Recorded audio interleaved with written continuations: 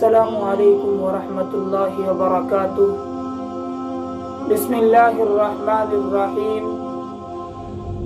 اللہ رب العزت کا بہت بڑا کرم اور احسان ہے کہ اللہ رب العزت نے ہم سب کو ایمان کی عظیم دولت سے سرفراز کیا ہے اور ساتھ ہی ساتھ محمد الرسول اللہ صلی اللہ علیہ وسلم کی امت میں پیدا فرمایا ہے۔ ایک مکمل دین ہمارے پاس ہے، ایک مکمل دستور ہمارے پاس ہے۔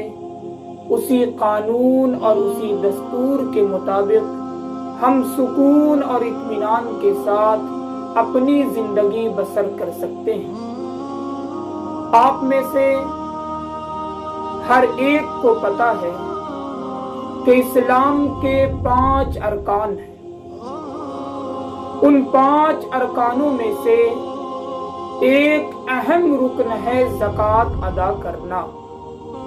جیسے نماز ہم میں سے ہر ایک پر فرض ہے، روزہ ہم میں سے ہر ایک پر فرض ہے، اسی طریقے سے زکوٰۃ ادا کرنا بھی ہر ایک صاحب ایمان مالدار انسان پر فرض ہے۔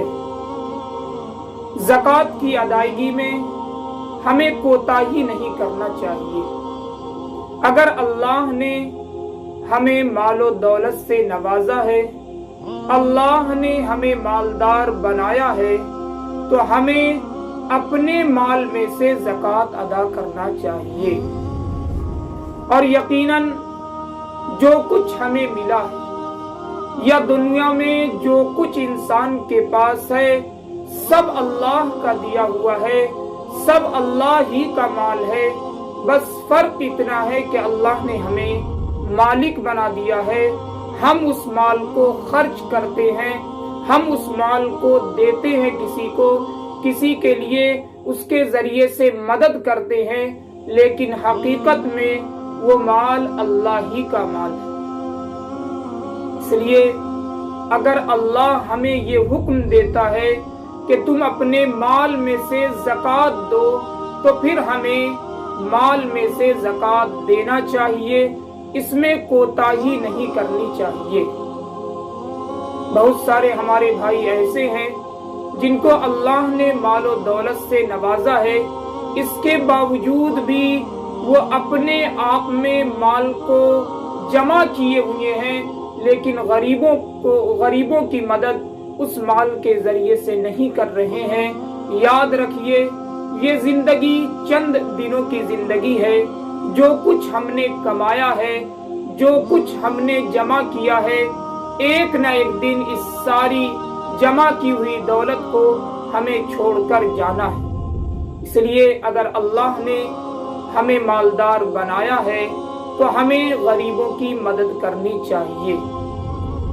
اور پھر اب تو ایسا ہے کہ جو مال ہم نکالتے ہیں اس سے کسی کا فائدہ بھی ہو جاتا ہے، ورنہ پرانے زمانے میں ایسا ہوا کرتا تھا کہ لوگ صدقات اپنا نکال کر کسی جگہ پر رکھتے تھے اور آسمان سے ایک آگ آ کر اس کو جلا کر خاک کر دیتی تھی۔ اسی سے پتہ لگتا تھا کہ کس کا مال قبول ہوا اللہ کی راہ میں اور کس کا قبول نہیں ہوا۔ قرآن کی آیت ہے، اذ قربا قربانا فتقبل من احدہما ولم يتقبل من الآخر، کہ جب ان دونوں نے، ان میں سے ہر ایک نے اپنا اپنا مال اللہ کے راہ میں دیا تو ایک کا قبول ہو گیا اور ایک کا قبول نہیں ہوا۔ مفسرین نے لکھا ہے کہ حضرت آدم علیہ السلام کے 2 بیٹے حابیل اور قابیل میں جب کوئی اختلاف پیدا ہو گیا تو حضرت آدم علیہ السلام نے ان سے فرمایا کہ تم اللہ کے راہ میں صدقہ دو۔ بس اس میں سے ایک بھائی حابیل نے اللہ کے راہ میں ایک بکری کا بچہ پیش کیا، جس کو آسمان کی طرف سے آگ آئی اور جلا کر خاک کر دیتی ہے، تو اس سے پتہ لگا کہ حابیل کا صدقہ قبول ہو گیا اور قابیل نے اللہ کے راہ میں غلہ پیش کیا اور وہ قبول نہیں ہوا۔ تو پہلے یہ ہوا کرتا تھا کہ ہم اپنا مال یا کوئی بھی مال اپنا نکالتا تھا، آسمان سے آگ آ کر اس مال کو خاک کر دیا کرتی تھی۔ اب اللہ کا فضل ہے، اللہ کا کرم ہے، اللہ کا شکر ہے کہ جو مال ہم اپنا نکال رہے ہیں وہ کسی غیر کے استعمال میں آ رہا ہے، کوئی دوسرا اس سے فائدہ حاصل کر رہا ہے۔